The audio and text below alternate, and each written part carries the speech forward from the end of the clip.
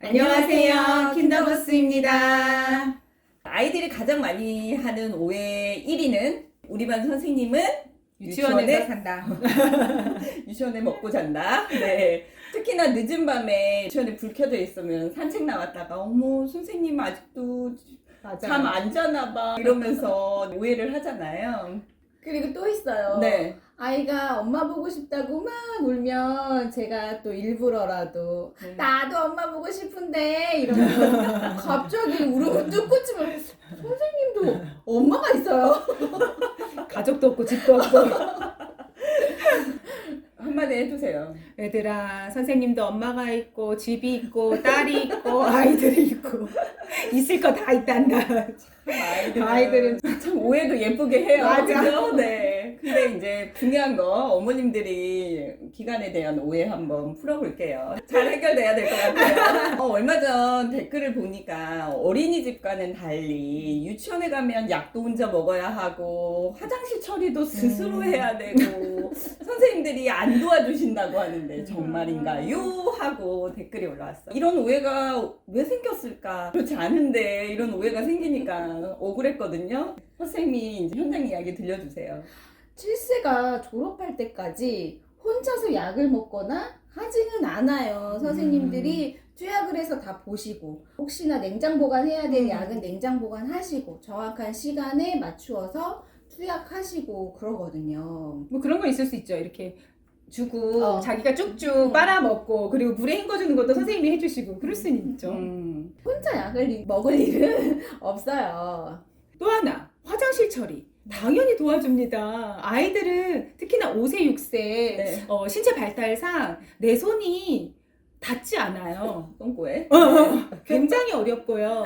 뒤에 철이 보이지 않는 구역을 정리하는 것 자체가 많이 어렵고 네. 그리고 옷을 축히는 걸 연습시키기는 하지만 우리 늘 얘기하잖아요. 걔도 사회적 지위가 있기 때문에 정리정돈하는 거 많이 도와주고 있고 부단히 원감 원장을 비롯한 네. 교무실에 남아있는 인력들 그리고 원장님기는 소머즈기라고 그렇죠. 다 쌌어요. 저희만 들리잖아요. 어떻게 그게 들리셨냐며 되게 놀라하잖아요. 근데 정말 어디에 앉아있어도 네. 그 소리 정말 너무 선명하게 들리잖아요. 한 번 도와줬으면 그 다음부터는 아예 교무실에 와서 그렇죠. 나 선생님, 간다. 저 똥으로 가요. 나 간다. 5분 후에 와라. 정말 저희한테는 그 네. 아무리 시끄러워도 다 쌌어요는 너무 잘 들리는 소리라서 옛날에는 벨 달아 놓으려고도 했어요. 요즘에 거기? 배에 그래요? 있어요. 그래요? 진짜요? 교무실에 올리게? 네. 좋은 세상됐네. 네. 옛날에 치고 보냈잖아. 맞아. 그것도 참 못할 짓이잖아. 그렇지. 사는 게 다 그래. 기브 앤 테이크야. 걔 갈 때 내가 쫓아가주고 내가 갈 때 걔 쫓아가주고 네, 벨 그랬었죠. 좋아요. 제가 유치원에서 5세는 꽃이라는 말 굉장히 많이 하잖아요. 유치원에 5세들 친구들 뭐 지나가기만 해도 막 BTS 보듯 쓰러지듯이 너무 귀여워가지고 네. 너무 예뻐하잖아요. 뭐 조리사님, 기사님, 뭐 교직원 뭐 누구든 보면 막 뭘 도와줄까만 쳐다보고 다니는데 요건 진짜 큰 오해이신 것 같습니다. 유치원 마구 도와줍니다. 그러니까 이렇게 오해하는 이유 중에 하나가 네. 유치원에서는 아이들 스스로 하기 위해서 기다려줄 때가 있어요. 스스로 뭐 신발을 신고 스스로 옷 정리를 하기 위해서 선생님은 그 기회를 주시는 거죠. 아이가 스스로 할 수 있을 때까지 이제 기다려주는데 간혹 이걸 보고 매정하다, 야박하다 느끼시는 분들이 유치원은 안 도와줘 이렇게 생각하시는 것 같아요. 네. 그리고 이제 큰 오해가 있는데 성당 부속 유치원이 네. 엄격하다. 수녀님만 봐도 저도 솔직히 함부로 이렇게 말 걸기가 하지 않고 네, 그런데 그런 오해가 있으세요. 엄격하다, 규율이 네. 너무 많다, 아이들이 뭐 너무 조용하다, 뭐 이런 거. 선생님 오래 근무하셨으니까 그 오해를 좀 풀어주세요. 어떤 어머님이 저한테 수녀원에서 10년 근무했으면 정말 성인이다라는 표현을 하시더라고요. 근데 제가 생각했을 때 그거는 제복에 대한 오해인 것 같아요. 우리도 네. 뭐 경찰이나 뭐 이렇게 제복을 입는 네. 분들에 대한 이렇게 약간 어려움이 있잖아요. 수녀님들도 기도하시고 아이들을 사랑하시는 그런 분인데 한 가지 제가 이제 사교육기관에도 있고 수녀원에서도 있었고 비교를 해보면은 되고 안 되는 거에 대한 허용인 것 같아요. 아이들의 허용은 언제나 오픈되어 맞아요. 있는데 네. 부모님들이 안 되는 일을 요구하시거나 하셨을 때 음. 단호함이 다르신 것 같아요. 그렇죠. 우리가 아이를 키우다 보면 도움이 필요한 순간 또 안 도와주시는 건 아니거든요. 그런데 늘 공평하고 원칙적인 것들을 부모님들께 강요하시다 보니 저는 수녀원에서 일하는 10년 동안 제일 중요하게 배운 게 제 시간에 행사를 시작하는 거였어요. 정말 어렵잖아요. 네.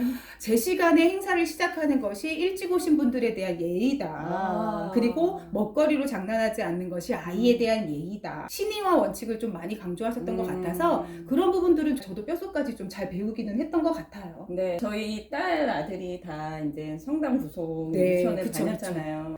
저는 이제 현장에 그때 있었거든요. 근데 부모 참여 수업이 돼서 이제 토요일날 갔어요. 그런데 솔직히 담임일 때 너무 일찍 오는 엄마 부담스럽고 말을 걸어야 되나 말아야 되나. 그다음에 너무 늦게 오면 또 그쵸, 행사를 그쵸, 시작해야 그쵸. 되나 말아야 되나 해서 밖에서 기다리다가 딱 시간 맞춰서 들어갔어요. 그랬는데 저는 아무도 안 온 줄 알았어요.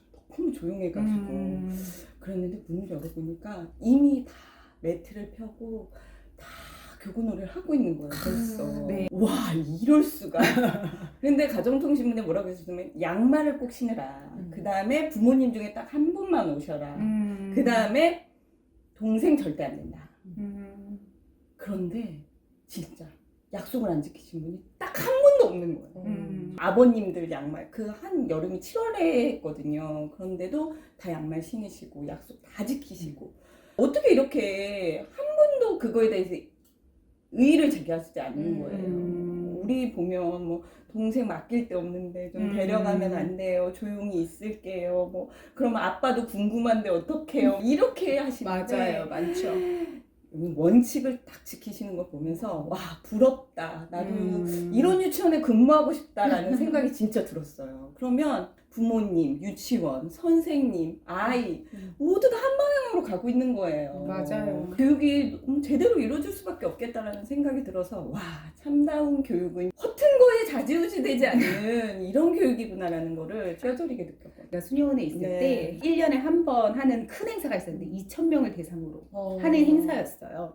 오전 오후가 끝나고 얼마나 방대한 행사예요. 그런데 부모님들이 일사천리로 도와주는데 30분 만에 정리가 돼요. 이건 정말 우리는 다 기적이라고 그랬거든요. 그런 걸 보면 그만큼 아이가 교육이 되고 부모가 교육이 되고 원도 부모도 다른 방향을 보지 않았다는 거, 한 방향을 봤다는 거에 굉장히 공감해요. 어린이집의 경우 보육이 위주다라는 생각이 강하게 있으시고 유치원은 교육이 위주이기 때문에 예를 들어 생일이 늦은 5세 친구들의 경우 교육을 많이 하는 유치원보다는 어린이집이 맞다라고 생각하시는 분들 많으시더라고요. 맞아요. 이 오해도 정말 많이 하시는 오해 중에 하나인데 특히나 5세의 원령에 따라서 가장 좀 이 텀이 크다 보니까 케어가 필요한데 안 된다라는 생각을 하시더라고요. 유치원에서도 부담임 선생님이더 이제 보조교사를 둬서라도 5세에 10명을 혼자 한다기보다는 화장실 가는 친구들, 손이 필요한 친구들을 도와주고 계시기 때문에 그게 이제 오해라며 오해일 수 있는 거는 안 하셔도 될 것 같다라는 생각이 들어요. 제 반 전담 교사로서 말씀드리는데 10명을 혼자 하는 것보다 15명 이상 부담임 선생님 두고 하는 게 훨씬 더 수업이 효율적이에요. 그래서 저는 인원이 많은데 괜찮아요? 라고 물어보시는 것보다는 부담임의 유무를 따져보시는 게 더 좋은 방법인 것 같다라는 생각이 듭니다. 세심한 케어, 분명히 부담임 선생님 성인으로서의 손길이 지원된다라는 걸 알고 계시면 좀 이해가 될 것 같아요. 그렇죠? 네. 그리고 또 많이 하는 오해 중에 하나, 유치원과 어린이집은 모두 똑같은 누리과정을 한다라는 오해 하시는데요. 저희가 영상 준비한 거 있었잖아요. 네, 그 영상 참고해서 보시면 좋고요. 유치원이든 어린이집이든 5세부터 7세까지의 아이들이 모두 누리과정을 하는 것은 맞지만 모든 기관의 교육과정이 같은 것은 아니라는 거 말씀드리고 싶었고요. 누리과정은 최소한의 가이드라인이라고 생각하시면 됩니다. 이것 이외에도 학부모님들 입장에서 오해가 좀 있으실 것 같아요. 이게 오해일지 아닐지 정말 궁금하시다면 기관에 꼭 문의해 보시기를 추천해 드립니다. 혼자만 끙끙 앓지 마시고 원에 문의하셔서 원과 같은 방향으로 교육관을 맞춰가시는 게 중요하다고 생각합니다. 육아하시면서 아이 돌보시면서 유치원 생활 혹시 궁금하신 점 있으면 댓글 남겨주세요. 그런데 나이, 성별, 상황, 고민거리 자세하게 남겨주시지 않으면 댓글을 남겨드리기가 너무 어려워요. 그리고 저희들이 조심스러운 부분들도 있고요. 오늘도 국장님들 마음 편한 육아하시길 바라고 응원하겠습니다. 다음 영상에서 또 만나요. 안녕!